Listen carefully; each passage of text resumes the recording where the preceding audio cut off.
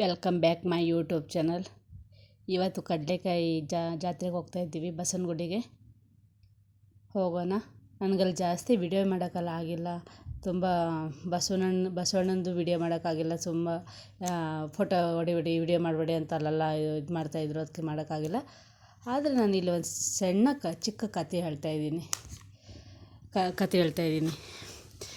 ಬನ್ನಿ ಕೇಳೋಣ. ಬಸವನಗುಡಿ ಜಾತ್ರೆ. ಇಲ್ಲಿ ಬಸವಣ್ಣ ಸುಮಾರು 500-600 ವರ್ಷದಿಂದ ಇಲ್ಲಿ ನೆಲೆಸಿದ್ದಾನೆ ಎಂಬ ಕಥೆ ಇದೆ. ಸುಮಾರು 12 ಅಡಿ ಎತ್ತರ, 20 ಅಡಿ ಉದ್ದ, ಏಕಶಿಲಾ ಮೂರ್ತಿಯಾಗಿದೆ.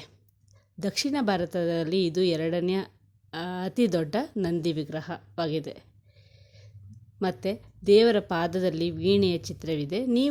ನೀವು ನೋಡ್ಬೋದು ಅದನ್ನು. ಇವಾಗಲೂ ಆಗಿನ ಕಾಲದಲ್ಲಿ ಇಲ್ಲಿ ರೈತರು ಈ ಜಾಗದಲ್ಲಿ ವಾಸವಾಗಿದ್ದರು. ಅವರು ಈ ಜಾಗದಲ್ಲಿ ಕಡಲೆಕಾಯಿ ಬೆಳೆ ಬೆಳೆಯುತ್ತಿದ್ದರು. ಆ ಕಡಲೆಕಾಯಿ ಬಸವಣ್ಣ ಬಂದು ತಿನ್ನುತ್ತಾ ಇತ್ತು. ಇದು ಕತೆ. ಇದು ಆವಾಗ ಜನರೆಲ್ಲ ಹೇಳ್ತಾರೆ, ನಮ್ಮ ಬೆಳೆ ಎಲ್ಲ ತುಂಬ ಹಾಳು ಮಾಡ್ತಾಯಿದ್ದಾರೆ. ಒಂದು ಗುಳಿ ಬಂದು, ಒಂದು ಬಸವ ಬಂದು ಅದಕ್ಕೇನಾದ್ರು ಮಾಡಬೇಕು ಅಂತ ಒಬ್ಬರು ಎಲ್ಲರೂ ಕಾವಲಿಗೆ ಹಾಕ್ತಾರೆ. ಅಂದರೆ ಬಚ್ಚಿಟ್ಕೊಂಡು ನೋಡ್ತಾ ಇರತ್ತೆ. ಆವಾಗ ಬಸವಣ್ಣ ಬಂದು ಕಡಲೆಕಾಯಿ ತಿಂತಾ ಇರತ್ತೆ. ಅದನ್ನು ನೋಡಿ ಜನರು ಅದಕ್ಕೆ ಹೊಡೆಯಲು ಓಡೋಗತ್ತೆ. ಎಲ್ಲರೂ ಅದನ್ನು ಕೋಲು ಹಿಡ್ಕೊಂಡು ದೊಣ್ಣೆ ಹಿಡ್ಕೊಂಡು ಓಡ್ತಾರೆ. ಅದು ಓಡಿ ಬೆಟ್ಟದ ಮೇಲೆ ಕಲ್ಲಿನ ವಿಗ್ರಹ ಆಯ್ತು. ಅದು ಅಂದರೆ ಜನರು ಬಿಡಿಸ್ಕೊಂಡು ಬರ್ತಾರಲ್ವ, ಅದ್ರ ಸಲುವಾಗಿ ಓಡು ಭಯದಲ್ಲ ಅಲ್ಲೇ ಒಂದು ವಿಗ್ರಹ ಆಗಿಬಿಡತ್ತೆ. ಆವಾಗ ಜನರು ತುಂಬ ಗಾಬರಿ ಆಗತ್ತೆ. ಅಯ್ಯಪ್ಪ, ಇದು ಒಂದು ಹಸು ಹೀಗಾಯ್ತಾ ಅಂತ. ಆಮೇಲೆ ಅವ್ರಿಗೆ ಗೊತ್ತಾಗತ್ತೆ, ದೇವಲೋಕದಿಂದ ಬಂದು ಇದು ನಂದಿ ಇದು ಅಂತ ಗೊತ್ತಾಗತ್ತೆ. ಅವಾಗ ಏನು ಮಾಡೋಕ್ಕಾಗತ್ತೆ, ಅದು ಕಲ್ಲಾಗಿ ಬಿಡತ್ತಲ್ವ. ಇದು ಕಥೆಯ. ಆವಾಗ ರೈತರು ಎಲ್ಲರೂ ದೇವರಲ್ಲಿ ಪ್ರಾರ್ಥನೆ ಮಾಡ್ತಾರೆ, ನಮ್ಮ ತಪ್ಪಾಯಿತು, ನಮ್ಮಿಂದ ತಪ್ಪಾಯಿತು, ಕ್ಷಮಿಸು ಅಂತ ಹೇಳ್ಬಿಟ್ಟು ಹೇಳ್ತಾರೆ. ಆಮೇಲೆ ಅವರು ಬೇಡ್ಕೊಳ್ತಾರೆ ದೇವ್ರ ಹತ್ರ, ನಾವು ಇಲ್ಲಿ ಬೆಳೆಸಿದ ಮೊದಲನೇ ಕಡಲೆಕಾಯಿ ಬದಲೆ ಮಾರೋಕ್ಕಿಂತ ಮುಂಚೆ ನಾನು ಇಲ್ಲಿ ಬಂದು ನಿಮಗೆ ಪೂಜೆ ಮಾಡಿ ಅಭಿಷೇಕ ಮಾಡಿಬಿಟ್ಟು ಅದನ್ನು ಜನರಿಗೆ ಪ್ರಸಾದವಾಗಿ ಕೊಡ್ತೀವಿ, ನಮ್ಮ ತಪ್ಪಿನ ಕ್ಷಮಿಸು ಅಂತ ಬೇಡ್ಕೊಳ್ತಾರಂತೆ. ಆಮೇಲೆ ಅಂದಿನಂತ ಅವರು ಇಲ್ಲಿ ಕಡಲೆಕಾಯಿ ಜಾತ್ರೆ ಯಾಕಾಗತ್ತೆ, ಅದಕ್ಕಾಗಿ ಅವಾಗಿಂದ ಹೇಳುತ್ತಾರೆ ಅವರು, ಇಲ್ಲಿ ಕಾರ್ತಿಕ್ ಮಾಸದಲ್ಲಿ ಕೊನೆಯ ಸೋಮವಾರಂದು ಇಲ್ಲಿ ಕಡಲೆಕಾಯಿ ತಂದುಬಿಟ್ಟು ಪೂಜೆ ಮಾಡ್ತೀವಿ ಅಂತ. ಅದಕ್ಕೆ ಅಲ್ಲಿಂದ ಕಡಲೆಕಾಯಿ ಜಾತ್ರೆ ಶುರು ಆಗುತ್ತೆ. ಅಂದಿನಂತೆ ಅಲ್ಲಿ ಕಡಲೆಕಾಯಿ ಪರಿಸೆ ಜಾತ್ರೆ ನಡೆಯುತ್ತಾ ಬಂದಿದೆ. ಮತ್ತು ಜನರು ಹೇಳ್ತಾರೆ, ಒಂದು ಒಂಥರ ಇಲ್ಲಿ ಹೂವೇ ಹೇಳ್ತಾರೆ, ಜನರು ಹೇಳ್ತಾರೆ, ನಂಬಿಕೆ ಅವ್ರದ್ದೊಂದು. ಕಡಲೆಕಾಯಿ ಮತ್ತು ಬೀಜ ಮತ್ತು ಬಿಸಾಕಿದ ಸಿಪ್ಪೆಗಳಿರುತ್ತಲ್ವ, ಅದು ರಾತ್ರಿ ಬಂದು ಇಲ್ಲಿ ಬಂದು ಬಸವಣ್ಣ ಎಲ್ಲ ತಿಂದು ಹೋಗುತ್ತೆ ಅಂತ ಒಂದು ಜನರ ನಂಬಿಕೆ.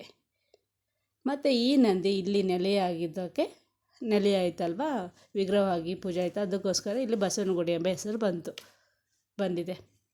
ಮತ್ತು ಇಲ್ಲಿ ತುಂಬ ಜನರು ಅಲ್ಲಿ ಒಂಥರ ಕಲ್ಲು ಇದೆಲ್ಲ ವಿಗ್ರಹದಲ್ಲಿದೆಲ್ಲ ಫುಲ್ ಎಲ್ಲ ಕಡೆನೂ ಕಡಲೆಕಾಯಿ ಬೀಜ ಹಾಕಿರ್ತಾರೆ. ಅಷ್ಟು ನೈವೇದ್ಯ ಎಲ್ಲ ಮಾಡಿದ್ದಾರೆ.